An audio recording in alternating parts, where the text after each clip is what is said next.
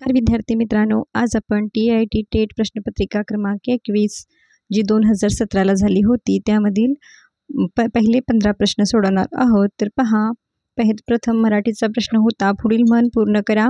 आधी पोटोबा मग विठोबा. पर्याय क्रमांक सी. प्रत्येक या शब्दाची संधी सोडवा. प्रति अधिक एक. पर्याय क्रमांक सी. याचा संधी विग्रह होणार आहे प्रत्येक या शब्दाचा. शिक्षण उपक्रमाचे महत्त्व काय आहे? 4 पर्याय आहेत. शिक्षकांनी वर्गातील आणि त्याबाहेरचे सर्व उपयुक्त मार्गदर्शन मिळवावे. शिक्षक शिकून शिकविण्याची पद्धत समकलित करतात. शिक्षक स्मृतीस्तरावर प्रतिबिंबित करण्याच्या पातळीवर प्रभावी प्रक्रिया करतात. वरील सर्व. तर याचे योग्य उत्तर होणार आहे वरील सर्व. पर्याय क्रमांक डी. नेक्स्ट पहा, विषम या शब्दाचा विरुद्धार्थी शब्द कोणता? विषमच्या विरुद्ध होणार समान. नेक्स्ट आहे, रॅमन मॅगसेसे पुरस्कार टिमटिम या क्षेत्रामध्ये दिला जातो. तर याचं योग्य उत्तर येणार आहे पर्याय क्रमांक बी. सामाजिक सक्रियता, पत्रकारिता या ह्याच्यामध्ये काय दिला जातो? रॅमन मॅगसेसे पुरस्कार दिला जातो. त्यानंतरचा प्रश्न आहे, दिलेल्या पर्यायातून वेगळे ते बाहेर काढा. तर पहा, आता इथं आपण जर ABCD अनुक्रमे पाहिली तर FGHIJKL म्हणजे एफ नंतर 2 अक्षरं गाळून IJ क्रमानं आलेत, नंतर 1 अक्षर गाळून L आलेलं आहे. आता पुढे पाहूया RV VX, इथं V नंतर WX एक अक्षर गाळलेलं आहे. नंतर बघा RST UV ST गाळून UV आलेला आहे. म्हणजे ह्याच्यामध्ये पण पहिल्या अक्षरानंतर 2 अक्षरं गाळून 2 क्रमाने, नंतर 1 अक्षर गाळून त्याच्या पुढचं अक्षर. इथं पण R नंतर 2 अक्षरं गाळून पुढची 2 क्रमाने UV, त्यानंतर W गाळून X आलेला आहे. म्हणजे हा पण क्रम बरोबर आहे. पुढचं पाहूयात GH क्रमाने आले म्हणजे हा पर्याय हे वेगळा होणार आहे, कारण पहिल्या अक्षरानंतर 2 अक्षरे गाळलेली आहेत. इथं पहा, G नंतर H लगेच, तर ABCDमध्ये अनुक्रमे G नंतर H लगेच येते, त्यामुळे पर्याय क्रमांक सी हे याचे योग्य उत्तर असणार आहे. तरीही आपण पर्याय डी पाहू, MPQS. तर बघा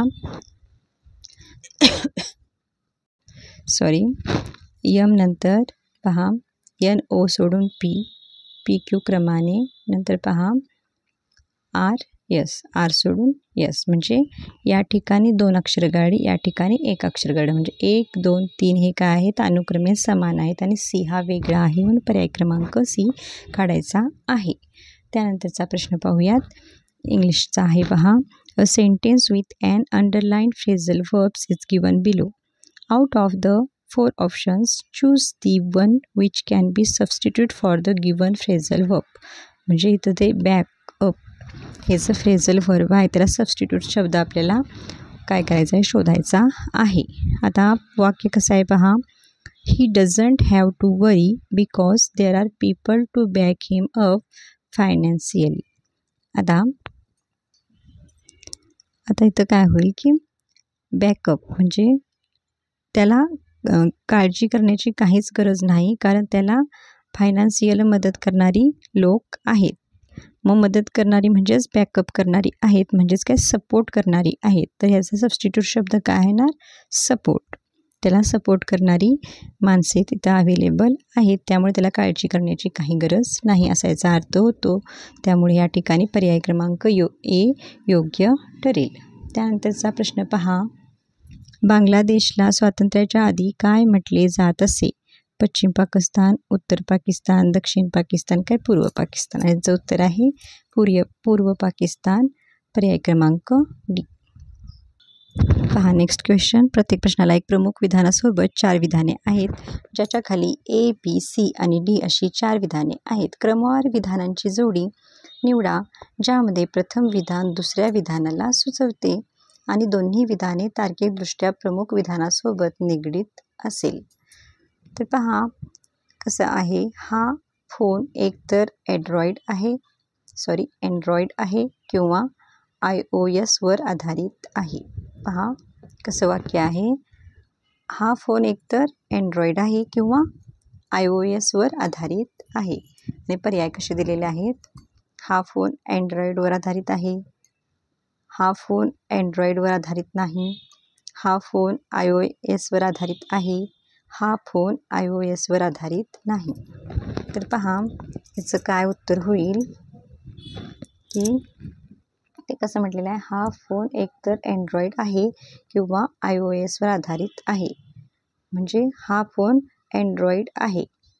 पर्याय क्रमांक डी, हा फोन iOSवर आधारित नाही. आणि एक आहे, हा फोन अँड्रॉईडवर आधारित आहे. पर्याय क्रमांक बी हे याचे योग्य उत्तर आहे. कारण इथं म्हटलेलं आहे बघा, दोन्ही विधाने तार्किकदृष्ट्या प्रमुख विधानासोबत निगडीत असेल. आणि काय करलेलं आहे त्याने की प्रथम विधान दुसऱ्या विधानाला सुचविते. प्रथम विधान काय करते, दुसऱ्या विधानाला सुचविते. मग त्यांनी प्रथम विधान काय केले, हा फोन एकतर अँड्रॉईड आहे किंवा iOSवर आधारित आहे. म्हणजे दोन्हीपैकी एक आहे. मग आपण काय म्हटलं आहे की हा फोन अँड्रॉईडवर आधारित आहे. म्हणजेच तो फोन iOSवर आधारित नाही. म्हणून याचं DA पर्याय क्रमांक बी हे योग्य उत्तर येणार आहे. नेक्स्ट पहा, मानसिक वय आणि कालक्रमावर वय यातील संबंधांचे गुणोत्तर म्हणून. म्हणजे काय म्हटले की मानसिक वय आणि कालक्रमवार वय यातील संबंधाचे गुणोत्तर आपल्याला शोधायचे आहे. तर त्याचं उत्तर येणार आहे बुद्धिमत्ता भागफल. काय तर बुद्धिमत्ता भागफल. कालक्रमवार वय म्हणजे काय, आपले जन्मवय. आणि याचं उत्तर येणार आहे बुद्धिमत्ता भागफल. म्हणजेच या ठिकाणी आपल्याला त्यांनी बुद्धिमत्ता काढण्याचे सूत्र, IQ काढण्याचे सूत्र विचारलेले आहे. आता बुद्धिमत्ता बरोबर मानसिक वय भागिले जन्मवय गुणिले 100 ते असे या प्रकारे जे आपली बुद्धिमत्ता म्हणजे IQ काढला जातो तेच इथं विचारलेलं आहे. म्हणून याचं उत्तर येणार आहे पर्याय क्रमांक सी. त्यानंतरचा प्रश्न आहे पहा, रकमेवर 5 वर्षासाठी सरळ व्याज ही त्या रकमेच्या 1/4 आहे. तर प्रतिवर्ष व्याज दर काय आहे? 5%, 6%, 4%, 8%. तर पहा हे गणित कसं करायचं. तर त्यांनी काय म्हटलेत की रकमेवर 5 वर्षासाठी सरळ व्याज ही त्या रकमेच्या 1/4 आहे. मग आपल्याला ते मुद्दल माहीत नाही म्हणून ते आपण काय म्हणायची, एक्स मानायची. मग सरळ व्याज काय होईल, त्याचं 1/4, एक्सच्या 1/4 काय होतात, x/4. म्हणजे सरळ व्याज किती आलं, x/4. आता सूत्र वापरा, मदक भागिले 100. सरळ व्याज काढण्याचं सूत्र घ्या, मदक भागिले 100. आपल्याला दर विचारलेत तर आपण काय करू, आता सरळ व्याज आपल्याला किती मिळालं आहे, x/4. ते इथं मांडून घेऊ. मुद्दल माहीत आहे का, नाही, ती आपण x मांडली होती ती घालू. दर माहीत आहे का, नाही माहीत. गुणुले काय करायचं, 5 काय म्हटलेत, 5 वर्षासाठी काल, मदक क म्हणजे काल, 5 वर्ष भागिले 100. आता पुढे पहा, आपल्याला काय काढायचं आहे, दर. मग दर ह्याच साईडला ठेवून बाकी सगळ्या गोष्टी ह्या बाजूला बरोबर चिन्हाच्या दुसऱ्या बाजूला वळवायच्या आहेत. मग आपण दर काय ठेवला, ह्याच बाजूला ठेवला. बाकीच्या गोष्टी आपण जर इकडे वळवल्या तर काय होतात, x/4 आहे तसं राहून अंशस्थानी 100 जाणार आणि छेदात 5x येणार, जे मी इथं मांडून घेतलेलं आहे पहा. आता ह्या 4ने ह्या 100ला भाग द्या. 4 एके 4, 4 दोन्ही 8, राहिले 2, झाले 20, 4 पंचे 20. म्हणजे अंशस्थानी राहिलेत 25x आणि छेदस्थानी राहिलेत 5x. आता xला x गेला, 5 एके 5, 5 5 25. म्हणून हे काय आले उत्तर 5%. दर विचारलेला आहे, मग टक्के हे लिहिलेच पाहिजेत. किती दर राहणार आहे, 5%. अशा प्रकारे हे आपण गणित सोडवू शकतो आणि त्याचं उत्तर येणार आहे पर्याय क्रमांक ए. त्यानंतरचा प्रश्न पहा, टिमटिम ही बुद्धिमत्ता स्वयंजागरूकता आहे. आंतरिक वैयक्तिक अवकाशासंबंधी काय, शारीरिक किमयात्मक. तर पहा, स्वयंजागरूकता, स्वतःची जाणीव, आंतरिक जाणीव म्हणजेच काय,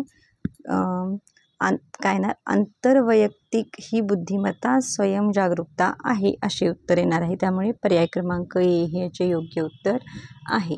त्यानंतरचा प्रश्न आहे पहा, आवर्धन इतरांच्या उपस्थितीमध्ये असलेले वर्तन आहे.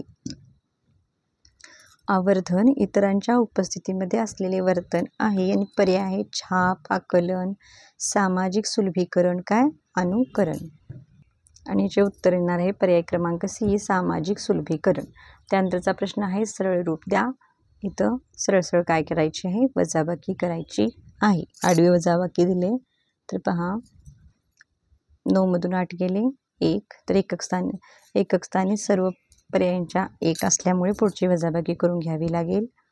8 मधून 0 गेला 8 राहिले. दशक स्थानचा अंक पण समान आहे, त्या पुढचा अंक घ्यावे लागेल. 4 मधून 1 गेला 3, तर पहा कुठे आहे, पर्याय क्रमांक सी मध्ये आहे. पहा याचे उत्तर काय येणार आहे, पर्याय क्रमांक सी. नेक्स्ट क्वेश्चन आहे फक्त आदिश राशी निवडा. ऊर्जा, विद्युत क्षेत्र, चुंबकीय संवेग, सरासरी गती. आणि याचे उत्तर आहे ऊर्जा. तर तुम्हाला आदिश राशीमध्ये कोणकोणते येतात आणि सदिश राशीमध्ये कोणकोणते येतात ते बघावं लागणार आहे. स्केलार क्वांटिटीज आणि व्हेक्टर क्वांटिटीज. अशा प्रकारे आज आपण प्रश्नपत्रिका क्रमांक 21 मधील पहिले 15 प्रश्न सोडवलेले आहेत. तर व्हिडिओ आवडला तर लाईक करा, तुमच्या मित्रमैत्रिणींना शेअर करा आणि जर तुम्ही चॅनलला नवीन असेल तर चॅनलला नक्की सबस्क्राईब करून ठेवा, जेणेकरून मी नेक्स्ट व्हिडिओ अपलोड केल्यानंतर तुम्हाला सर्वात आधी त्याची नोटिफिकेशन मिळेल. ते नोटिफिकेशन मिळण्यासाठी तुम्हाला त्या बेल आयकॉनला